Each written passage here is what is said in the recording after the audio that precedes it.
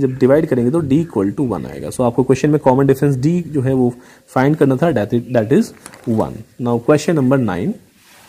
Question number 9 में आप देख लीजिए यहाँ पे, इन क्वेश्चन नंबर 9 ये भी आपके पास एक्सरसाइज 7.2 का ही क्वेश्चन है, सॉरी 5.2 का क्वेश्चन है।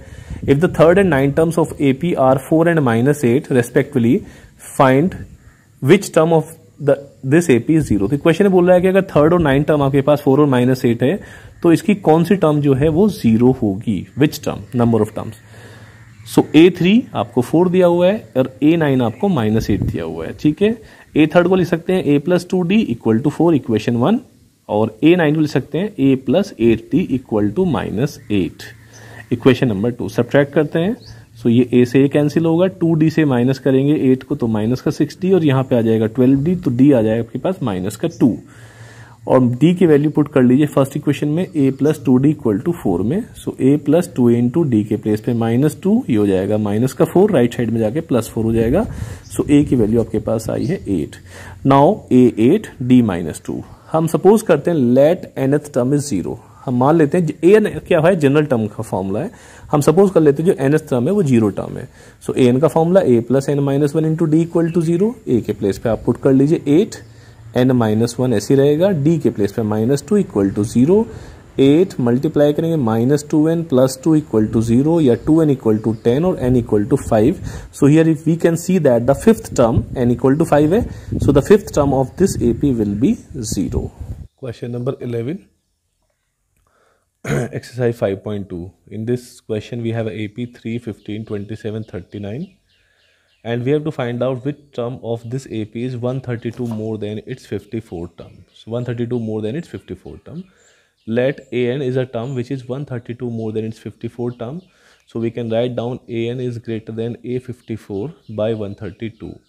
So AN minus A54 = 132, because the difference between the nth term and 54 term is 132. an का फॉर्मूला आपके पास हो गया A + n - 1 × D, A54 का हो जाएगा A + 54 - 1 × D = 132। नेक्स्ट है आपके पास A + n - 1 × D -A -53 = 132। A से आपके पास A कैंसिल हो जाएगा, आपके पास बचेगा n - 1 × 12 -53 × D की वैल्यू आपके पास आई है 12, because 15 - 3 = 12। So n - 1 × 12 = 132 + 3 636, multiplying by 53 to 12. So n - 1 × 12 = 768, n - 1 = 64, or n = 65. So we can see that the 64 term of AP is greater than, means A65 term is greater than A54 term, and by 132. This is the answer of your question. Next question number 12. In this question we have two APs, AP1, AP2. The first term of two APs are capital A and small a, but the common difference is same. This is the question that is given, and the difference between their 100 term is 100. Find the difference between their 1000 term. This is two we have to find. So here we can see that capital A, small a, and the common difference will remain same, small d, small d. First we have given that the difference between 100 term, A100 minus A100 = 100. So the for first AP, A100 = capital A plus 99D, and thus A100 term in the second AP, that is A plus 999D, 99D = 100. Open करते हैं तो 99D से 99D cancel हो जाएगा, A minus A = 100. So we can find out that the difference between first terms of two APs is 100. Now we have to find out the difference between their 1000 term. So A1000 minus A1000 for first AP, capital A plus 999D, minus for the second AP, small a plus 999D. इसको भी जब open करेंगे तो 999D से 999D cancel हो जाएगा, आपके पास बचेगा A minus A, और A minus A की वैल्यू आपने ऊपर कैलकुलेट की थी, that is 100. So here we can see that the difference between their 1000 term is also 100. This is the question number 12. Now come to the next question number 13. In question number 13, you can see that how many 3-digit numbers are divisible by 7. 3 digit के number कहाँ से start होते हैं, 100 से, और कहाँ तक जाएंगे, 999 तक। 100 से स्टार्ट होंगे और आपके पास होंगे 999 तक। तो इसमें आपको वो नंबर फाइंड करने हैं that which are divisible by 7। तो हमने आपके पास नंबर लिखे हैं 100 से 999, but the number which are divisible by 7 are 105, 112, 119 and 994। These are the numbers whose which are divisible by 7। अब चेक कर लीजिए, जब आपको 100 कुछ हमें चेक करना है कि 7 से डिविजिबल कौन सा, तो हम स्टार्टिंग का नंबर 100 को डिवाइड कर रहे हैं 7 से 100 को डिवाइड करा, आपके पास रिमाइंडर 2 बचा। ये नंबर डिवाइड हो जाता अगर इसमें लास्ट में क्या होता, रिमाइंडर 7 होता, तो 7 1 7 डिवाइड कर लेते हम, लेकिन हमारे पास तो रिमाइंडर बचा है 2, तो कितना कम पड़ गया 7 होने के लिए 5। इसका मतलब 100 में आप 5 नंबर ऐड करोगे तो next number that will be divisible by 7, क्योंकि यहाँ पे 2 + 5 7 हो जाएगा और 7 1 7 होते डिवाइड हो जाएगा। तो 100 तो डिवाइड नहीं होगा, लेकिन अगर आप 100 में 5 ऐड कर दो तो पहला नंबर है 105 जो कि डिविजिबल है। 5 में आप 7 ऐड करेंगे 112, फिर 7 ऐड करेंगे 119, और लास्ट नंबर आपको चेक करना है तो आप 999 को डिवाइड कीजिए। 999 को डिवाइड करते हैं 7 से, 7 1 7 2 बचा, 7 4 28 1 बचा, 7 2 14। यहाँ आपके पास 5 एक्स्ट्रा है, क्योंकि अगर आप इसमें ऐड करोगे तो नंबर तो 3 डिजिट से 4 डिजिट में चला जाएगा, लेकिन हमें तो कम करना है, तो यही 5 एक्स्ट्रा है। आप इस 5 को हटा दीजिए, अगर ये 5 नहीं होता तो डिवाइड हो चुका होता। तो 999 में से 5 माइनस कीजिए, आपके पास आएगा 994। तो ये आपके पास लास्ट नंबर है 994। Now you can see that A105, D7, L994। Apply the formula last term L equal to A + n-1 into D। In place of L994 A के प्लेस पे 105 प्लस n-1 इंटू D के place पे 7। यहाँ से simplify करते हैं तो आपको n की वैल्यू मिलती है 128। So there are 128 numbers of 3 digit which are divisible by 7। Next similar question, question number 14। How many multiples of 4 lie between 10 and 250।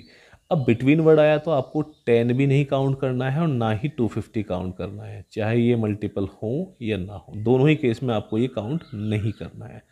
ठीक है, चलिए लिखते हैं the multiple of 4 between 10 and 250 are.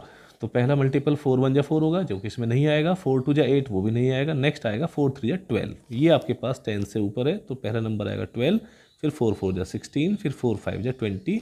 Last में जब आप डिवाइड करोगे तो 250 डिवाइड नहीं होगा, लेकिन 250 में से पहले एक नंबर है 240, that will be divisible by 4। So these are the multiples of 4।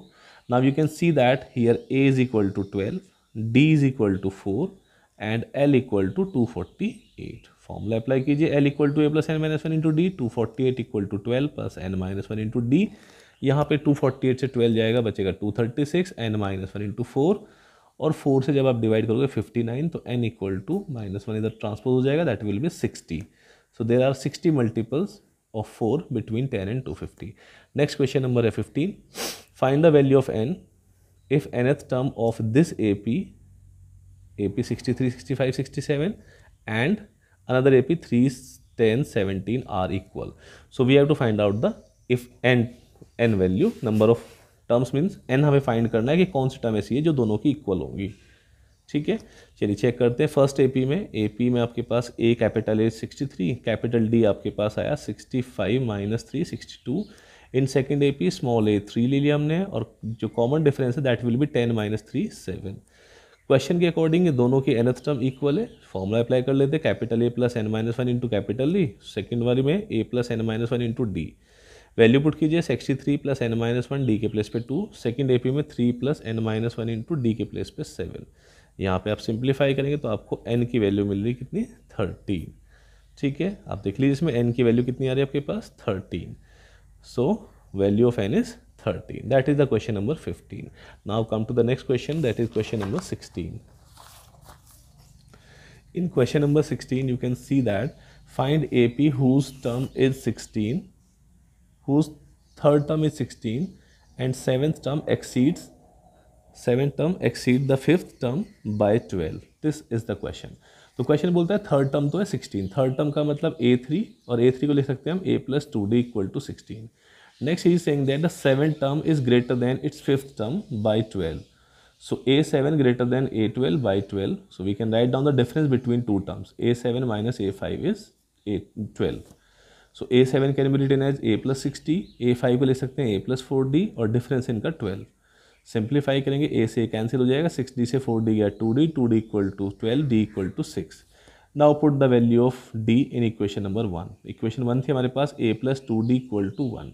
So A place पे ए रहा, 2 इंटू डी के प्लेस पे आपने पुट कर दिया 6 और इक्वल टू 16, तो ये आपके पास ए आ गया 4। तो आपके पास ए पी कौन सी होगी, पहली टर्म है 4, नेक्स्ट इसमें 6 ऐड कर दिए, 4 प्लस 6 10, 10 प्लस 6 16, 16 और 6 22, this is the A P. Next question number 17, find the 20th term of A P from and. यहाँ पे आप इस बार क्या करना है, आपको ए पी की एंड की तरफ से टर्म जो है कैलकुलेट करनी है।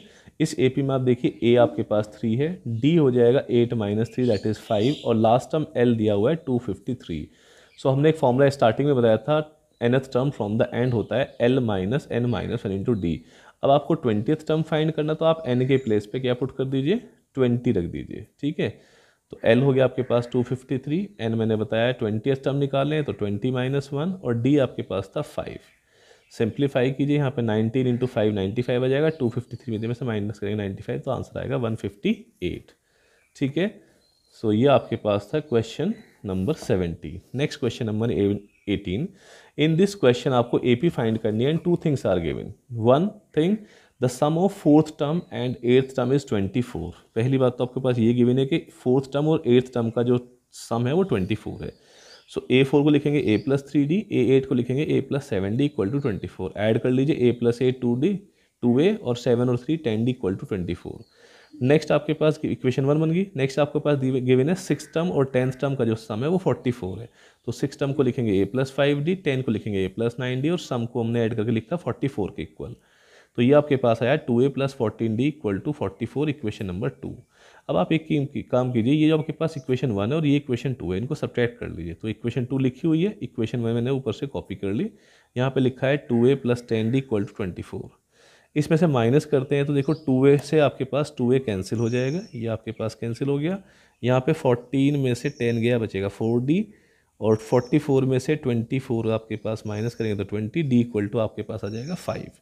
अब D की वैल्यू इक्वेशन नंबर 1 में पुट कर दीजिए। ये आपके पास जो इक्वेशन नंबर 1 थी, इसमें आप D की वैल्यू पुट कर लीजिए, ठीक है। तो यहाँ पे आ जाएगा 2A प्लस 10 इंटू डी के प्लेस पे 5 इज इक्वल टू 24, और ये हो जाएगा 50 इधर जाकर माइनस हो जाएगा, तो माइनस का 26 और A is equal to minus 13। तो ए पी आपके पास आएगी पहली टर्म माइनस 13 में प्लस का 5 ऐड करेंगे तो -8, -8 में प्लस का 5 ऐड करेंगे तो -3। तो this is the A P in question number 18. Next question number 19.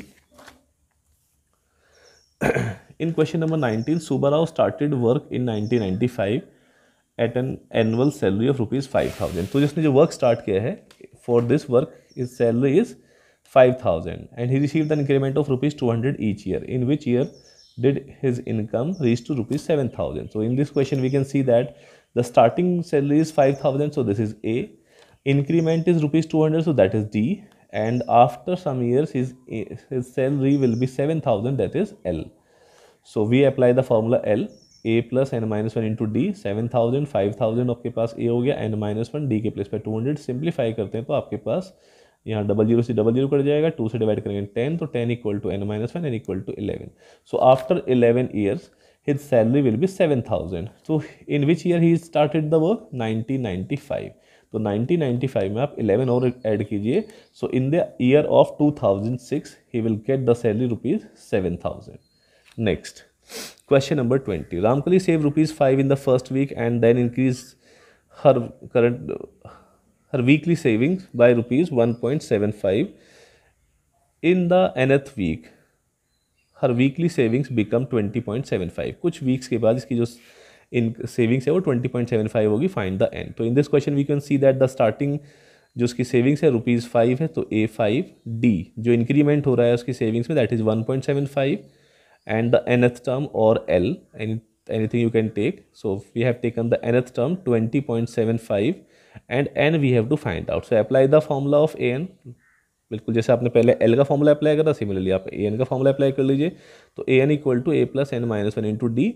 In place of A1 20.75, A के प्लेस पे 5, n माइनस 1, D के प्लेस पे 1.75।